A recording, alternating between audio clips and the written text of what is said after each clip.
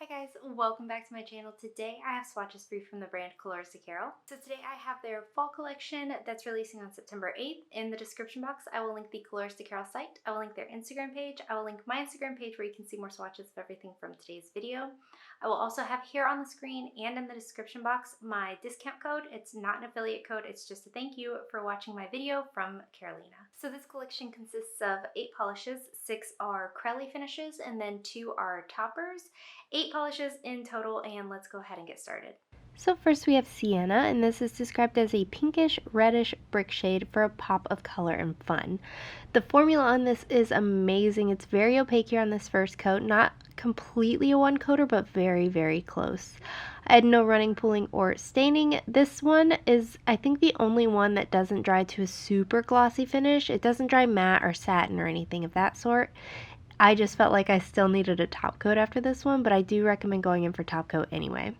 I do see this as a year-round polish. I see it going as summer, as fall, as winter. I love this shade, and it had an excellent 2-coat formula, so there are 2 coats of Sienna.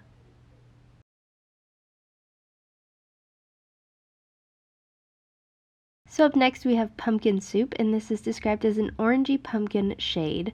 This is so fall to me. I really love these kind of colors for the fall time. Unfortunately, since moving to Florida, I haven't found myself reaching for these kind of fall shades because we don't really seem to have fall where I live.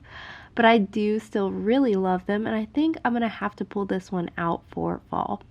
Here is 2 coats, and that did cover completely in 2 coats for me. Again, I do recommend using that top coat, even though it dries pretty glossy all on its own. It will help plump it up and just make it nice and glossy looking. So there are 2 coats of Pumpkin Soup.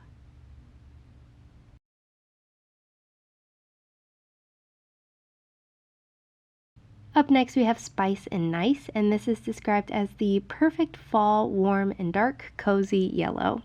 This one does have more of a jelly-like consistency to it. I can still make out my nail line after this first coat, and I think this would make for an awesome jelly sandwich. The formula is great, very even here on this first coat and very buildable.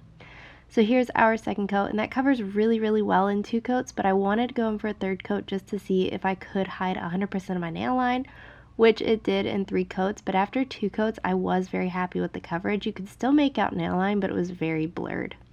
So here's our third coat, and that does cover completely in 3. I also apologize if I sound like I'm out of breath. Ever since getting COVID, I really cannot seem to catch my breath, so talking is very difficult. But there are 3 coats of Spice and Nice.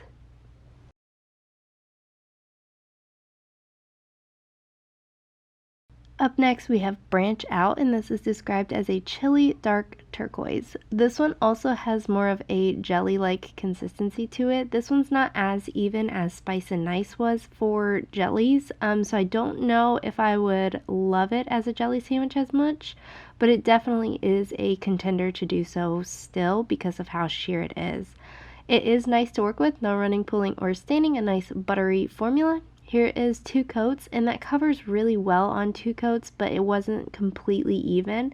So I did do 3 coats, and that brought me up to full even opacity. I didn't personally experience any staining with this one, but since it is one of those kind of colors, I do recommend using a base coat just to protect your natural nails and prevent staining. This one does dry to a nice plump glossy finish all on its own. For longevity purposes you'll want that top coat, but otherwise physically it doesn't make a difference. But there are 3 coats of Branch Out.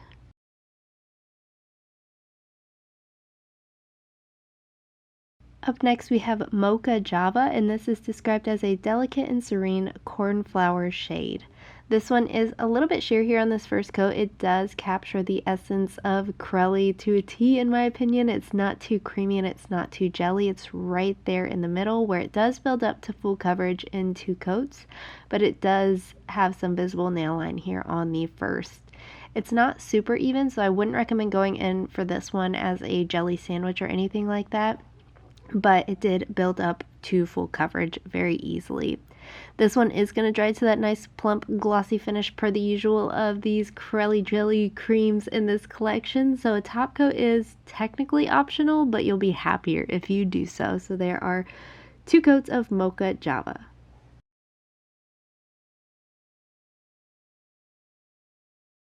Up next we have a moment, and this is described as a dark cold purple. This one is also, I think, right in the middle of a cream and a jelly, the perfect combination to make that crelly formula. Not totally even, but it does build up to full coverage in 2.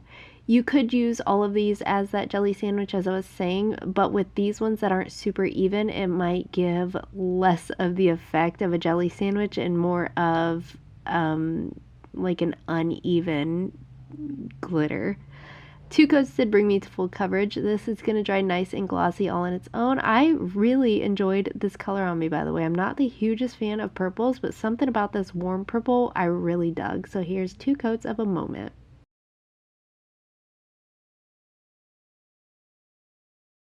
So up next we have Cinnabar, and this one is just described as cool and warm combination of metallic glitters. I decided to put the 2 glitters on their own. I really enjoy glitter toppers on the Naked Natural Nail, so that's what I decided to do. However, I do think all of these would pair very nicely as toppers over any of the creams in this collection. There was no combination that stood out that said these probably wouldn't go together.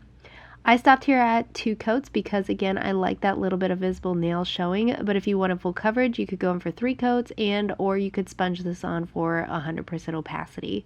You'll definitely want some top coat to smooth everything out and to add some shine back to these glitter manicures, and removal will be difficult because it is glitter. So there are 2 coats of Cinnabar.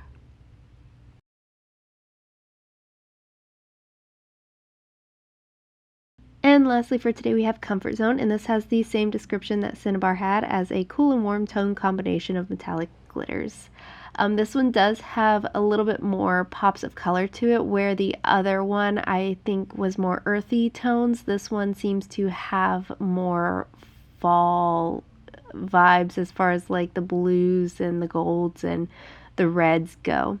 I again did 2 coats. You're definitely going to want top coat to smooth everything out and to add some shine back to this manicure. Also with these 2 glitters, everything is on the larger side, so you're definitely going to have to manipulate stuff around to kind of get it to go where you want it to go and make it look nice and even if you wear this as a standalone polish. So there are 2 coats of Comfort Zone.